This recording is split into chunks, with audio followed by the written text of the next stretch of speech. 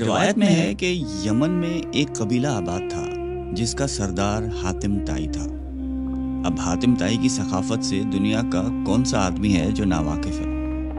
رسول اللہ صلی اللہ علیہ وآلہ وسلم کے زمانے میں کچھ لوگ جب قید ہو کر آئے اور آپ علیہ السلام کو یہ پتہ چلا کہ ان قیدیوں میں حاتم طائی کے قبیلے کی ایک خاتون بھی ہیں، تو حضور پاک صلی اللہ علیہ وآلہ وسلم نے ارشاد فرمایا کہ خاتون کو رہا کر دیا جائے۔ خاتون کو جب رہائی کی خوشخبری سنائی گئی تو اس نے یہ کہہ کر آزاد ہونے سے انکار کر دیا کہ میرے ساتھ قبیلے کے دوسرے افراد بھی ہیں۔ آپ علیہ السلام نے پورے قبیلے کو آزاد فرما دیا اور مال غنیمت بھی واپس کر دیا، اور نہ صرف اپنی طرف سے انعام و اکرام سے نوازا بلکہ بنفس نفیس سرحد تک چھوڑنے کے لیے تشریف لے گئے۔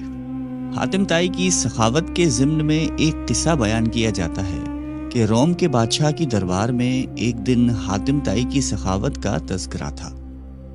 ایک شخص نے بتایا کہ حاتم طائی کے پاس ایک بہترین عمدہ نسل کا گھوڑا ہے جو ہوا کی رفتار سے دوڑتا ہے، خوبصورت اتنا ہے کہ جو بھی اس کو دیکھتا ہے بس دیکھتا ہی رہ جاتا ہے۔